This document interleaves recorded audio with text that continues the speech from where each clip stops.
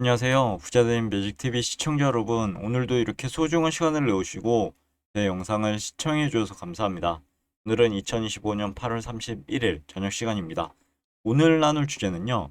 자격 안 돼도 무조건 아파트 드려요 라고 달콤한 약속을 한 양주 지주택 피해자의 우물에 대해서 한번 말씀드려보고자 하는데요. 어, 청약 통장도 필요 없습니다. 그리고 무주택 기간 거주 요건도 아무것도 따지지 않습니다. 지금 계약하시면 이 로열층 아파트가 바로 당신의 것입니다. 이런 사연이 있었습니다. 이 내용을 통해서 만약에 여러분께서 이런 내용을 들으셨다면 어떠실 것 같아요? 내 집 마련의 꿈을 가진 사람이라면 떨쳐내기 힘든 유혹이 되지 않을까요?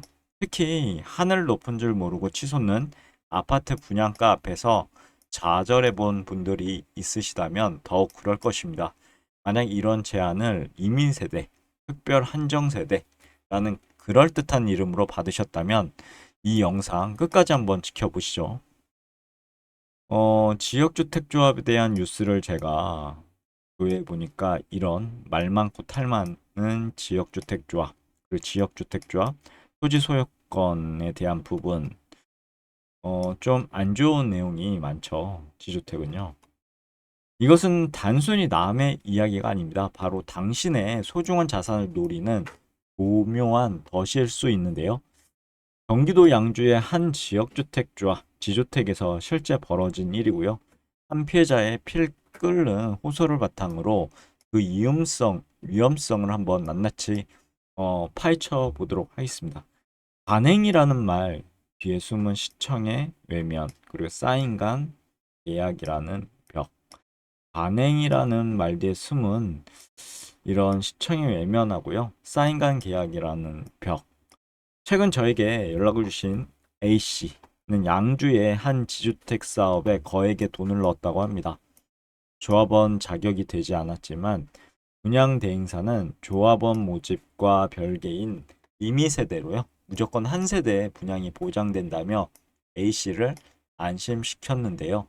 조합원 모집 초기부터 버젓이 함께 홍보하고 계약을 진행했다고 합니다. 하지만 이 꿈은요, 곧 악몽으로 변해버렸는데요. 사업은 지지부진했고요. 약속은 지켜지지 않았습니다. 더 큰 문제는 문제가 터진 후였는데요. 한 세 가지 정도로 정리해 볼 수 있더라고요. 우선 언론과 행정의 외면, 그리고 책임 회피, 그리고 사각지대에 놓인 피해. 가입 전 이미 지역 신문에서 해당 지주택의 허위, 가장 강고 문제를 지적했지만 시청은 업무 대행사의 관행이라며 제재할 수 없다는 답변만 내놓았다고 하고요. 그리고 피해자들이 민원을 제기하자 시청은 개인 간의 계약이라 알아서 처리해야 한다며 발을 뺐다고 합니다. 원만한 협의를 돕겠다는 말은 그저 공허한 메아리였고요. 그리고 심지어 대통령 직속 전수조사에서조차 A씨와 같은 부당계약 건은 제외되었고 탈퇴 및 환불건만 다뤄졌다고 합니다. A씨 같은 피해자들은 제도권의 보호를 전혀 받지 못한 거죠. 이제 A씨에게 남은 것은 조합의 파산 공포 속에서 승패를 장담할 수 없는 민사, 형사 소송뿐입니다. 조합이 망하면 투자금은 물론이고 소송 비용까지 고스란히 날릴 2차 피해 공포 속에서 하루하루 고통 속에 살고 있다고 보시면 될 것 같은데요.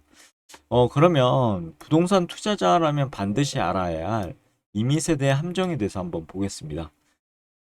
지주택 사업에서요, 이미세대나 특별 한정세대는 조합원 모집이 더딜 때 등장하는 경우가 많습니다. 이들 특징은 한번 볼까요?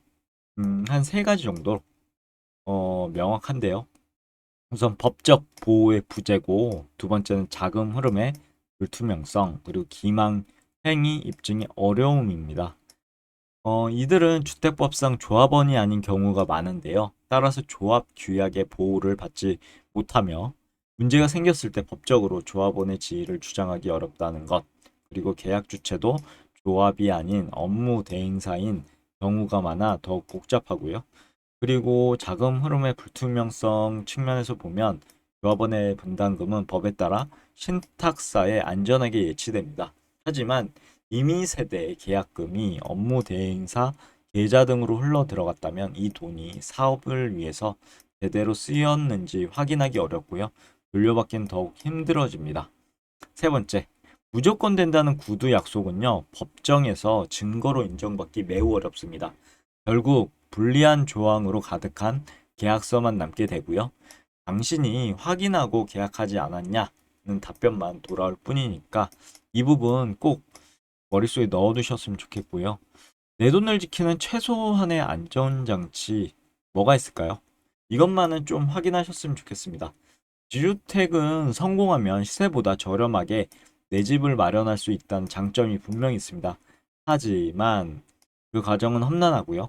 곳곳에 이제 투자자를 노리는 함정이 도사리고 있다는 것. 특히 자격 미달인 어, 만약에 자격 미달인 여러분들에게만 오는 특별한 기회는 없다라고 보시면 될 것 같습니다. 부동산 투자, 특히 지주택을 고려하고 있으시다면요. 다음 사항 반드시 명심하셨으면 좋겠습니다. 한 네 가지 정도로 정리해 봤는데요. 첫 번째, 나의 조합원 자격부터 확인하셔야 됩니다. 지자체라든가 주택가가 있을 거잖아요. 이 주택가에 꼭 문의하셔서 내가 법적으로 조합원 자격이 되는지 확인하셔야 됩니다. 무주택 혹은 8호제곱 이하 1주택, 해당 지역 6개월 이상 거주 등이 자격 조건이 되겠죠. 이런 부분 확인하시고요. 자격이 안 된다면 그 어떤 제한도 거절하는 게 현명합니다. 그리고 둘째, 계약서의 입금 계좌를 꼭 확인하셔야 됩니다. 계약금이 조합 명의의 신탁사 계좌로 입금되는지 꼭 확인해야 되고요. 업무 대행사나 개인 명의의 계좌로 입금을 유도한다면 그 즉시 계약을 멈추셔야 합니다.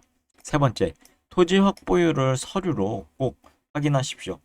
그냥 대행사의 말을 무조건 믿지 말고요. 시청 주택가를 통해 실제 사업 부지의 토지 사용 권한 또는 소유권이 얼마나 확보되었는지 직접 서류로 확인해야 합니다. 최소 80% 이상은 확보되어야 안정적이라고 볼 수 있죠. 네 번째, 확정, 보장이란 말을 꼭 경계하십시오. 지주택 사업은요, 변수가 많습니다. 그래서 100% 확정은 있을 수 없습니다. 모든 약속은 구두가 아닌 계약서상 특약사항으로 명시되어야 효력 또한 있겠죠. 애초에 관리감독의 사각지대 속에서 피해자를 양산하는 지역주택조합 제도 개선이 시급하다고 말씀드리고 싶습니다. 하지만 제도가 바뀌기 전 이 영상을 보시는 여러분들의 소중한 자산은 아는 만큼 확인하는 만큼 지킬 수 있다는 점 꼭 머릿속에 넣어두시고요. 이 영상이 그리고 이 글이 또 다른 피해를 막는데 조금이나마 도움이 되셨길 진심으로 기원하도록 하겠습니다. 오늘 내용은 여기까지고요. 내일도 더 좋은 컨텐츠로 찾아뵐 수 있도록 열심히 노력해 보도록 하겠습니다. 감사합니다.